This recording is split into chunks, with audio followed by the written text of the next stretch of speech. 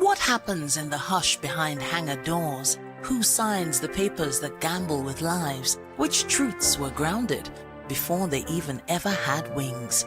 If you've ever buckled a seatbelt at 30,000 feet, if you've ever stared out of that tiny window and wondered who's really in control of the skies, it isn't just flight, it's power, it's politics, it's pressure sealed in steel. We're peeling back the clouds from runway risks to sky-high secrets. We're diving deep where most dare not to look. Aviation Scope, every Sunday at 7 p.m. only on Voice of the People TV. We don't just report, we reveal. We don't just ask, we uncover. Because when it comes to the skies, ignorance is turbulence. Aviation Scope, the sky isn't the limit, it's just the beginning. When I first heard VOP, I thought they were talking about me because I'm a voice-over personality. But no, this is Voice of the People TV, and you are riveted forever because this is the place to be. Yo guys, your boy Chella, shout out to VOP TV. I love you guys. Salut tout le monde, Suspect 95, là on est sur VOP TV. On passe un bon temps. J'espère que vous kiffez, on est au Afrima. On est ensemble, VOP TV. Don't see me like a fool because I don't do giddy giddy giddy. VOP, you don't know Stoneware from Ghana representing live and living color. Yeah, Beam Nation President. Outside with it. Bless up. Hello, this is Milo from Ivory Coast. Keep watch Voice of the People TV. Regardez la voix du peuple, la télévision de la voix du peuple. Que Dieu vous bénisse. À très bientôt. Love you so much. Hi guys, what's up? This is Gaze Baba. I am watching VOP TV. Usually you be told to not touch the dial, but I tell you to touch the dial and increase the volume. You're like, keep it locked. It's Afro Gospel. Thank you. Hello, my name is Shego Arunze. You're watching VOP. Don't change the dial. My Joe, fine girl. My Joe, fine babe. Only are you, but on the Fuji was who. Yes, don't touch the dial. This is me, Dr. Adiwala Iba. Keep watching VOP TV.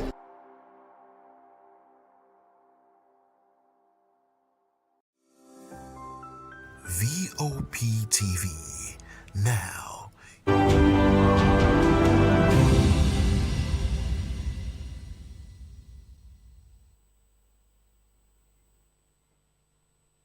A very good evening to you and welcome to another exciting episode of the Issues on Voice of the People television, and we bring you the most important and pressing issues shaping our nation today. I'm your host, Nenna Ndomdioto. Today on the Issues, we're examining the complexities of Nigeria's politics and governance. From federal government honoring 7 soldiers and fallen heroes on Armed Forces Remembrance and Celebration Day, to Dele Momodu disclosing that President Tinubu can be toppled if INEC is monitored. Also, Kwankwaso set conditions for potential APC defection. And finally, federal government strikes out defamation suit against Senator Natasha Oduanga. Join us as we break down the fact and provide context to help you stay informed. We'll take a short break now, and when we return, we'll bring you details to the stories.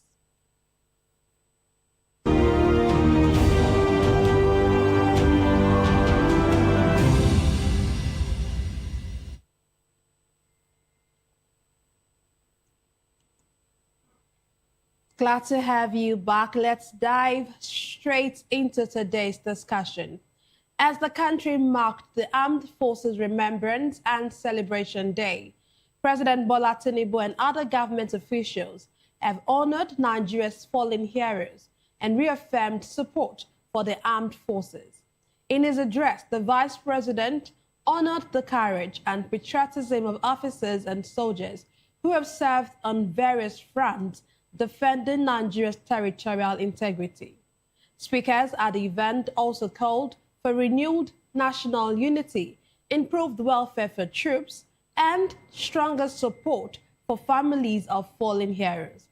Earlier this week, the Defense Headquarters had officially designated January 15 as Armed Forces Celebration and Remembrance Day, in recognition of both historical milestones and the enduring sacrifices of servicemen and women. Today, I'm delighted to be joined by two distinguished guests who will be joining us virtually. We have Richard Oshimole, who is the editor, front page, who is an editor, and of course, Assistant General Secretary, Guild of Public Affairs Analyst of Nigeria. Glad to have you join us, Richard. My pleasure, Nina. Thank you. Yeah, and also we have joining us from our Benin studio, we have Comrade Roy Oriabo, who is a public affairs analyst and a member of the coalition of civil society organizations. Glad to have you join us, Roy. Good evening, and thank you for having me. Thank you. Hope I didn't murder your surname, please. Of course, but I give God the glory. I'm very sorry the real pronunciation is Oribabo. Roy Oribabo. Oribabo. Okay, thank you. Yes, thank you for correcting that. Oribabo. I would not mispronounce it next time. I have two Benin men in the show today. That's a very good one. Let me start with you, Roy. Let's look at this. The commemoration. We have our Armed Forces Remembrance Day, which is held today. Would you actually say that this celebration, does it genuinely deepen national appreciation, or is it just merely ceremonial? Over the years, it's a culture. On a yearly basis, we roll out drum to celebrate it, but they have not been, the government of the day over the years have not been total, they have not been sincere, they have not been committed toward the celebration. You see, some of those who are in the military, they are still crying that they have not been taken care of. They are still struggling.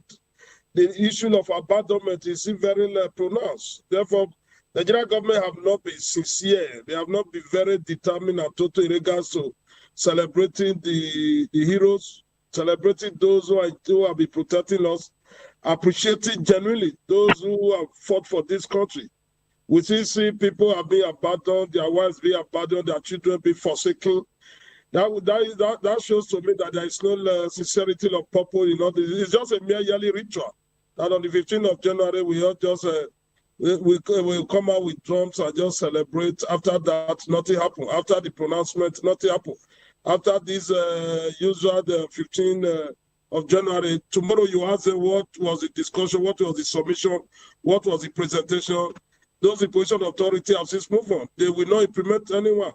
If you take your mind by what have been happening for the past 10 years, 20 years, that was the same thing that happened today. If you take your time to read some of the speech presented by our leaders, that was not it. The only thing that was changed there is the date. It's just the date. Of 15th January was constant. It's not the 2026 that was just changed. Therefore, they have never been sincere, and I hope and pray they have to be sincere. That's the reason why the insecurity in this part of the world still remains very formidable, because we have not demonstrated that love for our security personnel who have been there for us. Some pays the supreme price. We don't care about them. We don't care about their welfare. If you serve in the military in the U.S., when something happens to you, there is a fund that takes good care of your family and you. And people are in any foreign military serving in the U.S. Army, if anything happened to him, once they are bringing that, the airport is shut down totally. Whether you are a day old in the military or you have 20 years, they give you that maximum respect. In this part of the world, we don't do that. We don't honor them. We just rush and fix something on the 15th of January and we say we are celebrating. It's quite very unfortunate. I hope and pray that in the nearest future, those who are leading us, our leaders should know that they have to be sincere and determined, so that those who are protecting us will have every reason to want to put in their best. Thank you. Okay, thank you. Let me get to Richard. Richard, we've heard, like Roy said, these ceremonies have come annually. But in your own opinion, how can such ceremonies be linked to real policy change and the welfare of our veterans and, of course, military effectiveness? Yeah, thank you, Nina. Just like Roy pointed out there, there are different angles to the celebration and remembrance of armed forces on this day. If I may call your attention to the real genesis of this date, January 15th. it is political in that angle. So you want to ask yourself, those things that actually led to the January 15th event of 1966, have they been addressed? That's number one. So that is the political angle of it. We still carry on, the political class elite still carry on as if nothing happened. Then when you also look at the welfare of the personnel and the officer, you want to ask yourself, how could you give arms and ammunition to people and to watch over you while you sleep, and then you leave them to lament on the social media? You have a couple of them on the social media complain about even the stipends they've been paid not getting to them on time, the allowances not getting to them on time. So and in the midst of all this, you wonder how we have survived this far, and the reason why the insecurity that bedeviled us for this long, how you're going to get to know that it's really not by accident. Personnel in this country with the right opportunity coming their way, I can assure you will prefer to work for insurgents than to the state. So, and these are issues of concern, that we should sit and ask ourselves: the welfare, the political will. What we have on ground today, Nena, is like a civil war. And we've lost so much men, officers and men. So what we are saying here is that we need a political will. For instance, look at the case of General Uba, Brigadier General Uba recently, and you want to cry over the kind of equipments a whole general had to rely on his phone. So in such a way, he was intercepted and his location detected. So what we are saying here is that we need the political will to actually put in place a good environment, political environment, where we will have less security issues. Then number two, the welfare of the personnel. Eventually, when we have a threat coming from outside the country, they will be in best position to confront those threats.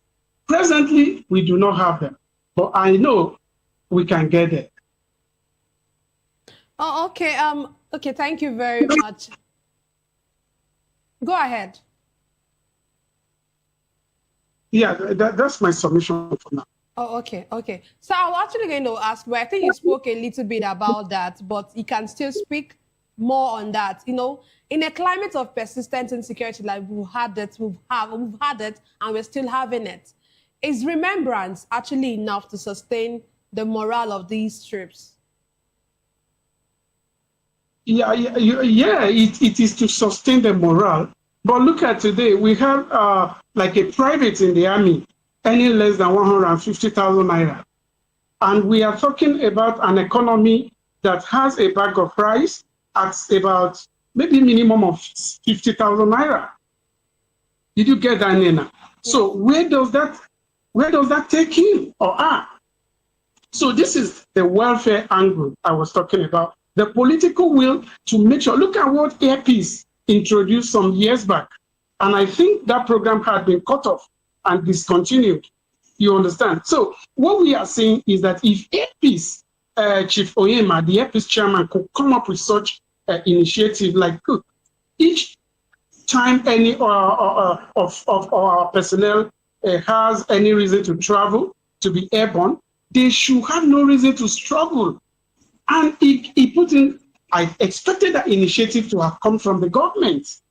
You understand? So this is part of the issues I discussed about political will to create welfare, so that if any temptation was coming from any angle, that then our soldiers will not compromise the security architecture of this country. Okay, thank you. Let's move on. Let's move to Roy. Roy, with all of this, do you think that the Nigerian military is adequately equipped to actually handle security threats and the insecurity we have in the nation today? You don't need to ask me that question again, because you and I know that they are not adequately be empowered and equipped. As he said, very just now, you saw what happened to General Barr. Are you not wondering at this level, even in a court arrangement, you cannot just get their number one or their superior or their superior, as the case may be, to be killed as if nothing happened. Look at, if you interrogate the entire process, you will agree with me that our militaries are not being equipped. There is nothing to show for it. Those who are in the battlefield on a daily basis, they are lamenting. They are crying. Demonstrating a level of bitterness that they don't have what it takes to confront these bandits, the terrorists, and the kidnappers that have bedeviled us. Nigerian leaders and those in position of authority must demonstrate that sincere commitment by proper funding. Our military need to be proper funding. We cannot negotiate it. As of today, we were told, even in Nigeria, the police, that some of our police personnel, they still use their personal money to buy their uniforms. They use their money to buy their shoes. They use their money to cater for what? It's as bad as that. How do you expect those kind of arrangements? How do you expect them to put in their best?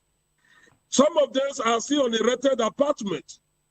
When we were growing up in those days, if you are a member, if you belong to the armed forces, you hardly be within the streets. You're always within a confinement. You are within the barrack. And that's the reason why in those days they commit that respect. Because you don't see them all the time. Once they are out on the street, they show that respect, that dignity is there. But now you see them, they are hobnobbing and romancing with you, even in the swamp. They are trying to get their one room to a two-room apartment. Yet nobody cares about them. It takes the grace of God for a man who is holding a gun to be hungry. Take the grace of God, and it takes a level of decency for you to have a gun and you are going to bed on empty stomach. I must commend our personnel, despite the limitation, despite lack of fund, even the payments have not been regular. We have seen where some of them, they complain bitterly that payments are not been regular. Even the peanut we are talking about, 150, 120, as we are still talking now, that your salary cannot conveniently take you to a market. If you are a family of 4, how can 150, 120,000, how can they sustain you in a month? That is excluding your house rent. And you know, we're in Africa, we also have a extended family. If your mother is there, your father is there, your brothers, they're also looking at you. They must ask you to also show that concern to them. And when you are limited with that kind of resources, 150,000, what can you do? For you to be able to recharge your phone, unless you are very, some men have 50,000 cannot recharge their phone. Even the data we are using to talk to you now, some persons 20,000 cannot take them for 2 weeks.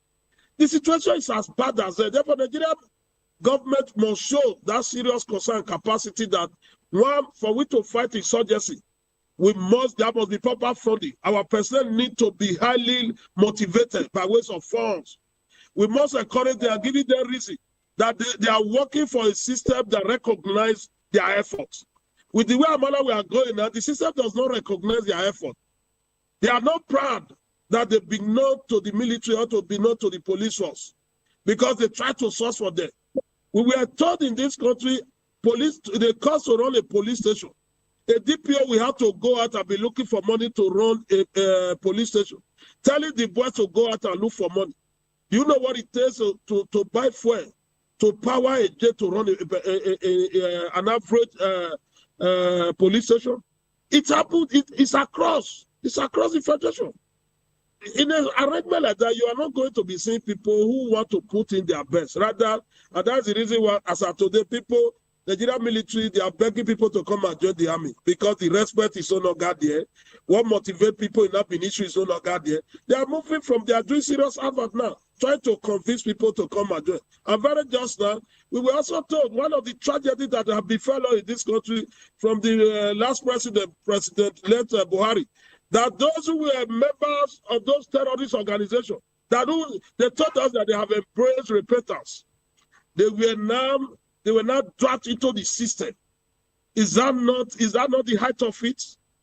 How will you reduce a system, a country like Nigeria to that level? That because somebody on mere confession that I have to discontinue my romance and my identity with the terrorists. Now, terrorist organization, now you are dragging them to come and join the military. How do you expect us to get results?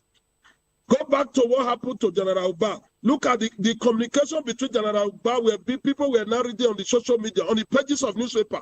What kind of society will work in that kind of regard? These are some of the issues. Therefore, we need that not just only political with sincerity of purpose. We must demonstrate to us, the leadership must demonstrate to us that of a truth, they are the leaders of this country and they want Nigeria to work. The way and manner we are doing now, as far as I'm concerned, on the 15th of January, it's just a mere jamboree. It's a mere ritual, yearly ritual that people just go and gather in one place and start laying risks. After that, the next day, nothing happened. The money they promised last year, go and do your research. What they promised last year, they will do. As of today, they have not been able to do it. What they promised 5 years ago, as of today, they were not able. And what they also promised today, they will not do in another 10 years. That is the calamity we had, and that is what is befalling us, and that is the reality on ground today. Let us not pretend about it until we have that political way to say, let's call a spade, not the desert's rule. It's only then that Nigeria will progress. It's only then we can overcome and confront this insecurity that is confronting us. Thank you. Okay, and while we were talking, you made mention of funding and how important funding is to our military and, of course, in fighting insecurity. But I want you to speak to, we know that during the budgetary allocation, this 2026 budget that the president had actually come to present, the Ministry of Defense, the allocation for Ministry of Defense is about 3.15 trillion naira. Would you actually see that as a step in the right direction? That budget allocation can just be a mere political statement that will not go down to those who are in the battlefield. We have seen it in this country where the formal security, I think a national security advisor, how monies were being shared to brothers and friends and girlfriends all over the country. The money that was meant for purpose, they will divert it. And diversion is very regular in this part of the world. They have been diverting money, and they continue to divert because there are no consequences for action. We can just see it on the paper, and the presentation was done. How do we follow it? How do we take it to the next level? How do we monitor it to know that those who are in the battlefield, they benefit from it? How come as of today, our personnel are still lamenting that the 3 square meals is not guaranteed? They that are even in the battlefield, they are still lamenting. We are not talking, salaries are not being paid, the equipments are not there. Are you not bothered that once any general is leaving position now, they want to contest for governor?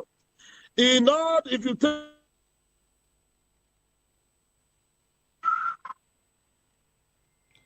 okay, we seem to have. Go ahead, please. You are a journalist. I want people to be doing investigative journalism. Still estate in this country. You find out that you read boys, who are in the battlefield, they don't enjoy those things. Therefore, I cannot judge Nigeria based on the allocation that have been done, based on the budgetary allocation. And we only judge them based on what is obtainable by those our personnel who are in the battlefield. When they are happy and they know that the money gets to them, it is then we will now say, yes, we can celebrate. As at now, I see it as a mere budget presentation. I see it as a paperwork, and I see it as a political one without action.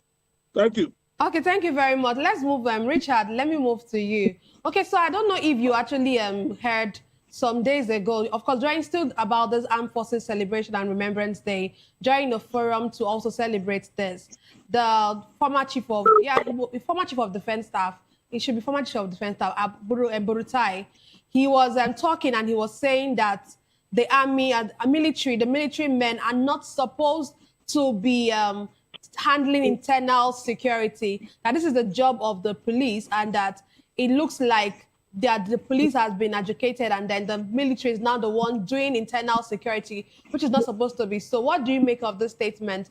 What do you think is the role of military in addressing internal security challenges in the country?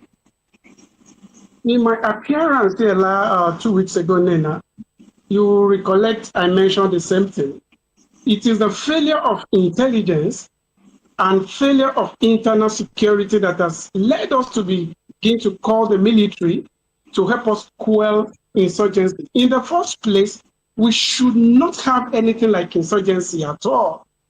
Because, for instance, when you have disgruntled citizenry, as I pointed out, when you have disgruntled citizenry, hungry citizenry, no security can be guaranteed at any point. So what we are saying right here is that now, I pointed out 2 weeks ago on this same program that when you have different checkpoints and roadblocks that are primarily manned to extort citizens, not to check for to security of the citizens, but to extort citizens.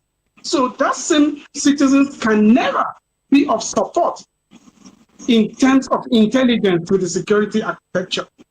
So what we are saying here is that in the first place, the Ministry of Interior, through immigration, through the customs, through the police, whatever, they have failed woefully, and the political class as well, taking into consideration the welfare of the citizens, they have done virtually nothing.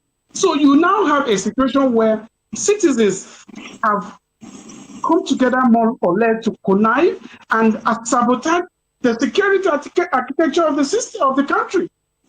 Now, so there is no one to trust than the military. We call them in, and they have to do whatever they have to do. So the military are actually fighting citizens, because most of these insurgents, they are also Nigerian citizens. Even though some foreigners find their ways to come into the system and subvert our security system as well. So, but what we are saying is that disgruntled citizenry, hungry citizenry, citizens that are deprived of welfare can never be of any support to security and the safety of any country. Okay, thank you very much. But let me ask you, we've seen Nigeria, the military actually go out for peacekeeping roles. We've seen them, of course. We saw the one that happened in Benin recently, and so many persons were complaining that how would you allow our military go to Benin when we have so much at hand that have not been done? But I would want to ask you, what do you think are the benefits and drawbacks of our military engaging in peacekeeping missions? Yeah, it's okay. It's okay because when your neighbor has issues, you are most likely to have issues. Look, the population of Nigeria is more than that of the whole of West Africa put together. So when any country, our neighbors have any issues and we refuse to treat them, promptly, then it would spiral into it was already coming. The Niger Republic, the Burkina Faso, the Chad, the Mali. So it was getting closer, and when it got to to Benin Republic, the distance between Lagos to Benin Republic is shorter than from Lagos to Jos, Plateau State. So it was already coming. So we had to do something. And as I said, it has never been the competence of Nigerians, whether in the military or in the medical sector. It has always been the political will to give them that capacity to do the right thing. And again, we shouldn't have gotten the military involved in the internal security of Nigeria. If intelligence architecture had been perfect and the welfare system to the citizens had been well taken care of. Okay, thank you very much. Let's move on to Roy. Let me move to you, Roy. Are you still with me? I'm with you. Oh, okay. Okay, so what, in your own opinion, how can the military balance its constitutional duties with the need to respect human rights and, of course, the rule of law? The military was not trained to respect human rights. They were trained to protect us against external aggression. They're not supposed to have dealing with human rights on a daily basis. And that's the reason why I told you that when we were growing up, you hardly see a military personnel on the streets. They were all restricted to the barracks. All their conduct and disposition, there's a bit that within the barracks. Anytime you see them on the streets, you will be bothered.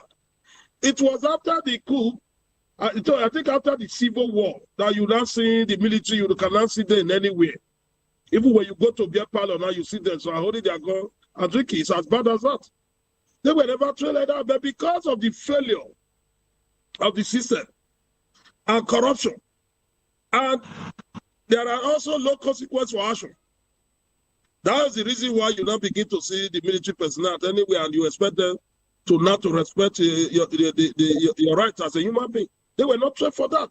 Therefore, we are even overusing the military. We cut them on where we are not supposed to cut them. We cut them. Communal issues now, they now call the military to come and intervene. At times now, people now call the military to come and help them to even go and draw money. When the husband and wife have issue now, people now call military, depending on how the relationship they are. It's as bad as that. Like that. What do you expect? What's supposed to be eternal arrangement? People that were trained to do that eternal job like the Nigeria police, we have seen justices there, and they have also people have their responsibility. One, because the state does not take responsibility. Once the state don't take responsibility, what do you expect? Once the central can no longer hold, things will fall apart, and that is what we are seeing today. Therefore, we need a system, whether we like it or not. The system we need are those who have the political will, are those who believe that Nigeria should work, and those who believe that our institutions should be strong. We have a weak institutions. That's the reason why you can see a military man will be there protecting a property. A building construction is going on. You are seeing a military man there because institutions are gradually now being weak. You want to do a birthday party, you are seeing military, they are protecting the environment because our institutions are weak. These are jobs that are to be done by Boy Scouts, man of war. The military are not doing it. And you expect them to also respect human rights. It's not possible. You can't eat your cake and have it. That is where we find ourselves. Until we have a system that is working, where institutions are strong, not strong, maybe strong institutions, and that anything you do, there will be consequence for it.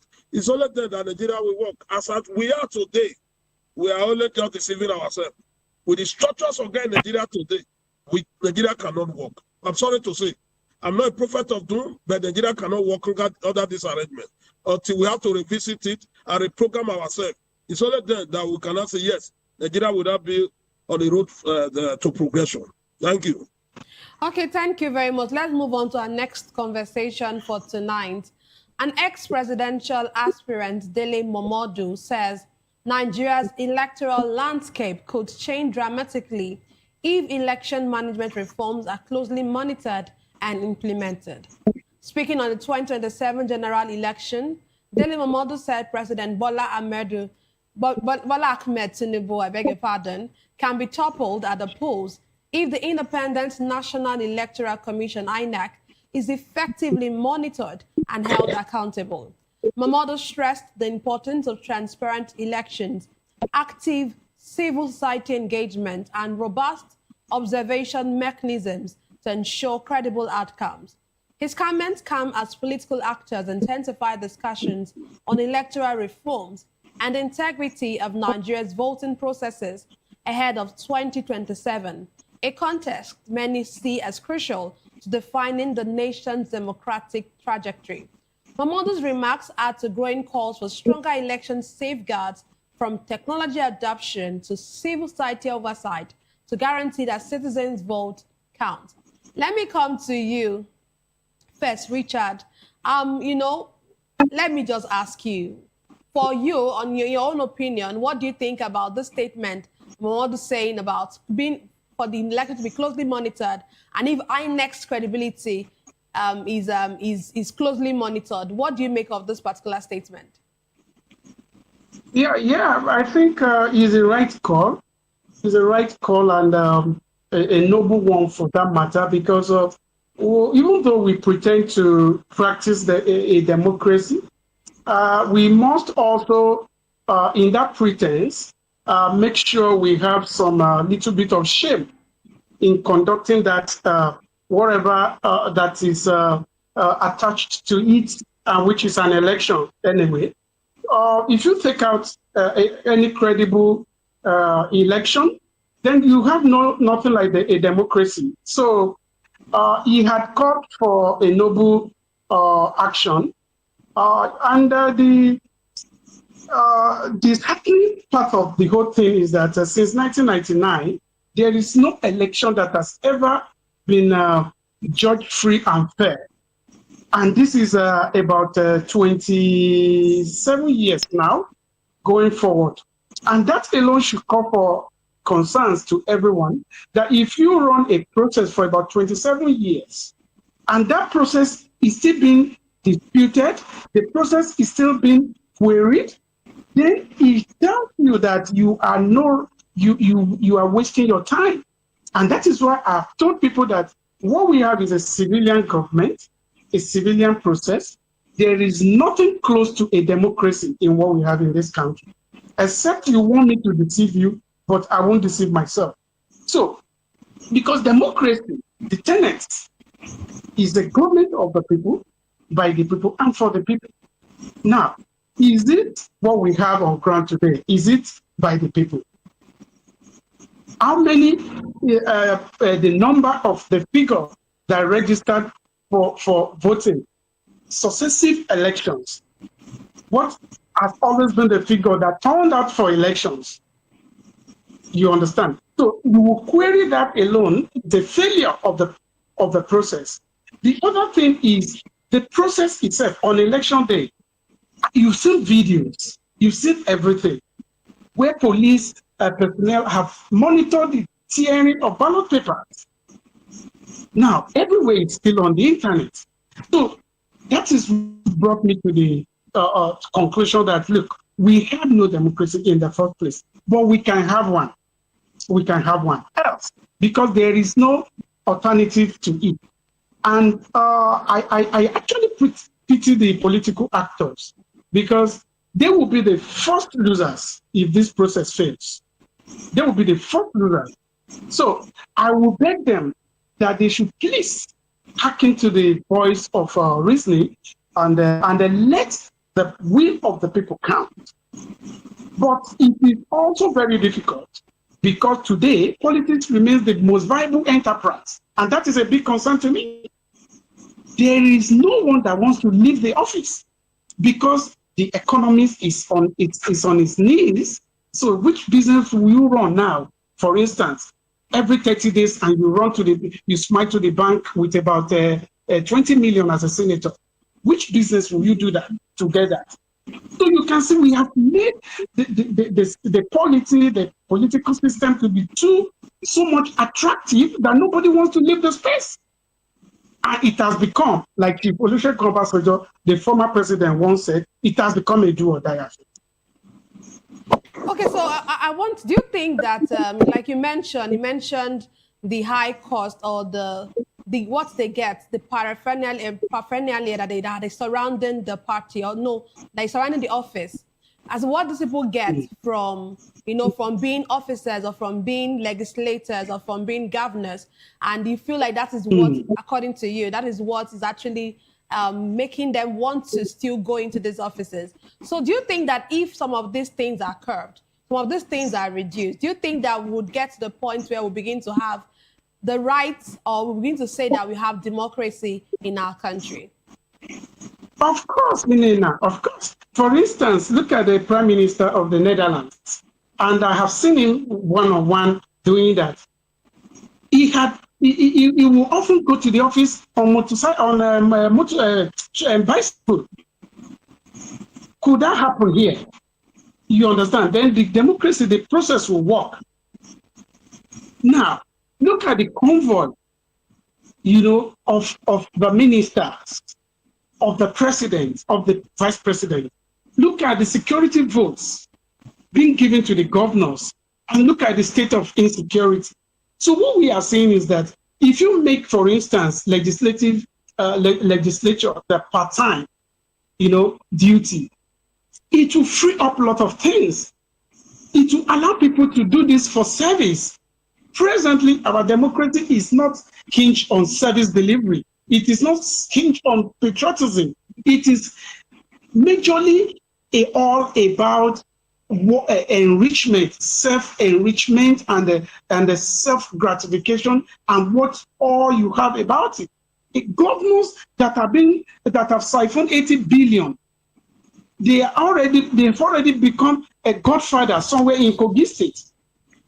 The governors of 99 class, many of them that were sentenced, they have been practically pardoned by this administration.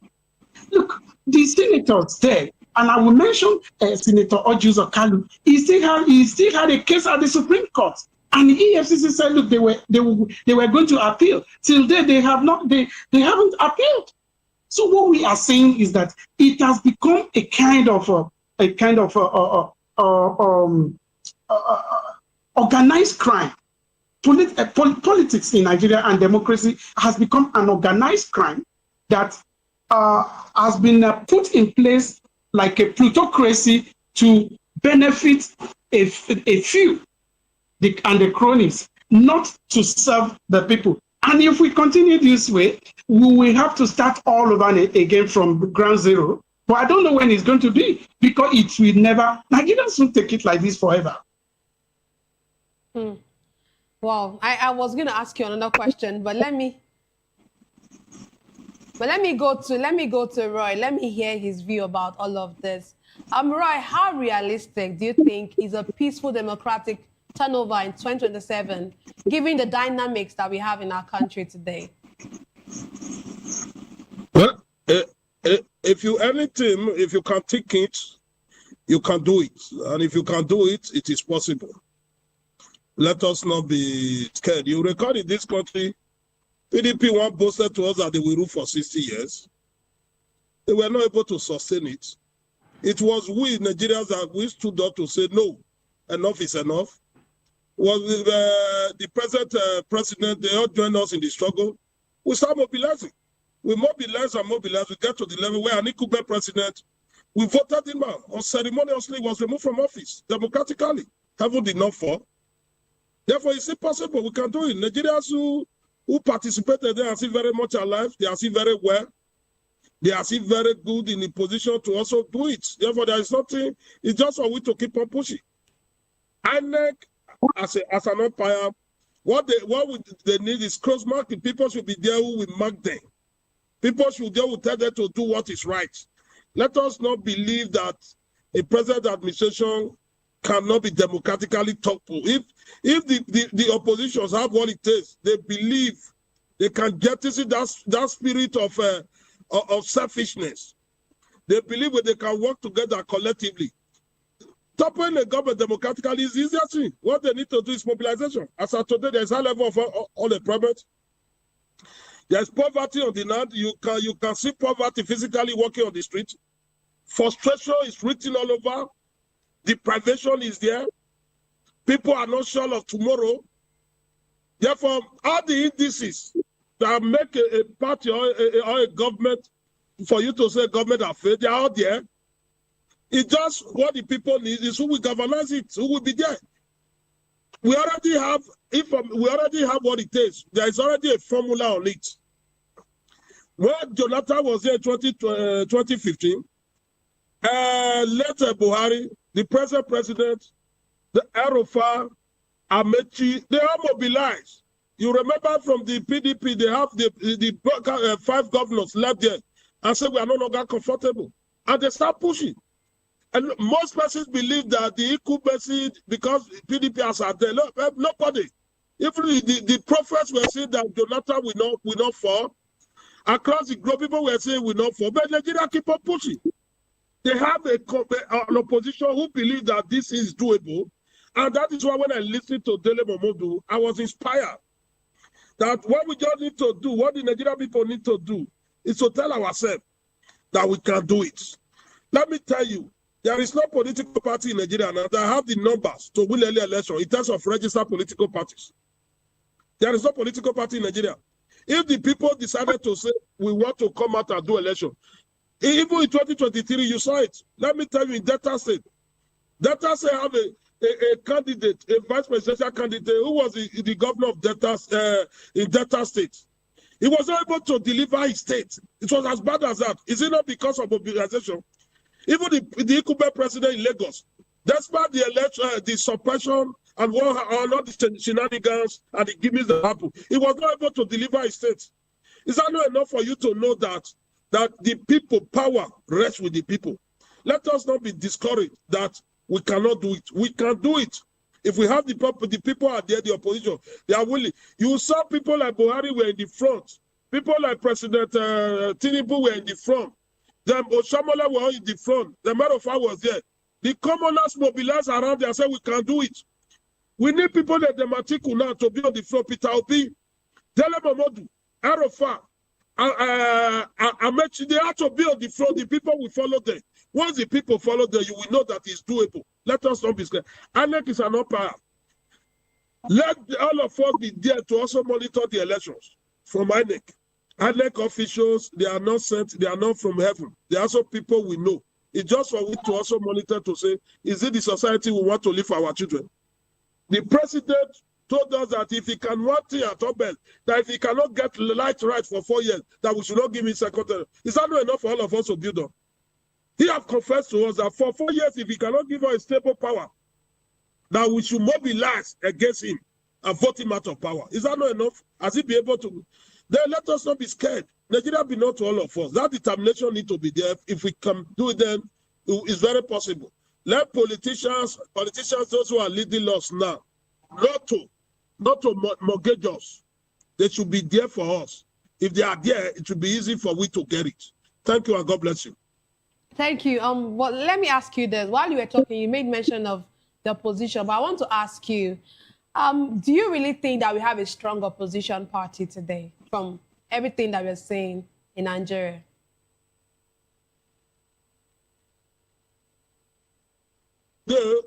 It's too early for you to say whether we have a strong opposition or not. But what matters is that there is already an opposition. And the opposition are already organizing themselves. They are mobilizing. Therefore, there is seat time. In 24 hours is enough time in politics. We don't know what's going to happen. Some governors who are moving to APC now, they are doing that because they are sure them they will give them ticket. They don't know what the people will tell them. And that's the reason why I believe that the power rests with the people. Since the power rests with the people can get it, and they will get it, and they will get it, and heaven will not fall. The president believes that the power belongs to the people, the incumbent president, and you can see the way he's moving around, trying to get more governors to himself because he's convinced that governors can do it for him.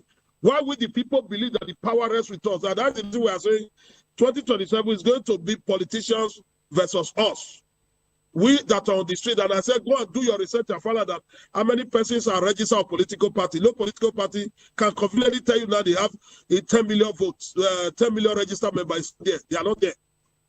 PDP ruled this country for how many years? They don't have that kind of number. APC is here now. With the number of governors they have now, go and check their register. They cannot boast of 8 million registered members. That is enough for you to know that what we need in this country now is total mobilization. We continue to organize and mobilize the people. Let the people come out to vote. We have about we are told now we have over 100 million registered voters. In the last one, we have barely, we were not able to secure 25 million voters. If we can mobilize people, if we can mobilize 45, 50 million voters will come out. Where is the political party that will dare us? Where is the governors that will prevent us not to cast our vote accordingly and the future for we to take our future very sure? That is my position. We can do it. Let us not give up. It is too early for we to be questioning opposition. No matter, these are just elementary gimme as far as I'm concerned. Governors are moving. As the governors are moving, are the people moving with the governor? The answer is no. It is the people. Because we believe over the years that elections have been manipulated and rigged. That's the reason all of us are scared that once the governor is there, they can manipulate it because they are not the godfather. That's the reason why in some states, in state like River now, One man can tell you that I will make you a governor. I can remove you at any time. We are showing the president I will bring a vote for you, and nobody is bothered to. Now let everybody be very bothered and concerned that at the same time be concerned. How can one person be in charge of a state? Those are the issues. Okay. Let me have Richard give us his final thoughts before we draw the curtains on today's program. Richard, can you give us your final thoughts, please? Oh, yes. Well, you were talking about the opposition and all that, and I wish we had one. Because as it stands today in the Nigerian context, what we have is a politics of interest, not politics of patriotism, of service and all that. So, and I'm not that kind of optimistic because when you look at even the body language and the posture of even the opposition, it doesn't look as if they are ready, and there is nothing different they are saying. So we've found them in place before. They didn't do any better. But my final shot, as you said, is going to be one is to the INEC. The next, God forbid, civil war in this country might be caused because of INEC and the judiciary. Okay. I want the judiciary and the INEC to watch their backs, and read the mood of Nigerians. That's my final shot. Wow, thank you very much. Thank you very much, Richard, for being a part of the show. And thank you, Roy, for being a part of the show My pleasure. all the way from Benin TV. Thank you very much. Thank you for having me. Yes, sir. That's all we have for today's episode of The Issues. We explore the challenges facing Nigeria's politics and, of course, governance. Thank you for being a part of this. Don't forget to tune in next time for more in-depth analysis and discussion. Follow us on social media to stay up to date on the latest news and insight. Until next time, stay informed. I am Nnenna Ndomdioto. This has been The Issues on Voice of the People Television, where the future faces forward. Please don't forget to stay tuned for Hashtag with Vivian by 8 p.m. Don't go away.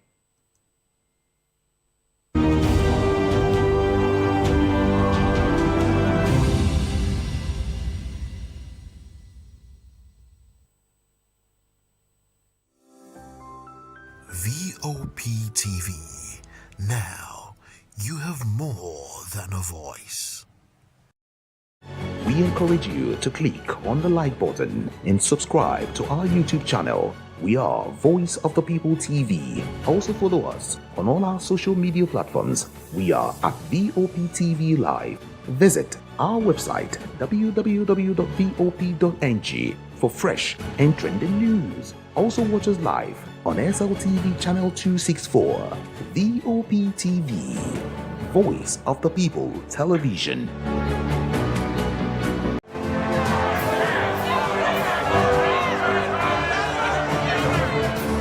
Do you want your voice to be heard? Do you know that you matter in the scheme of things? The People's Voice, the show where ordinary citizens take center stage as we discuss the biggest stories that affect you and I. With you in mind, we facilitate lively discussions, debates, and interviews on the topics that matter most to you and I.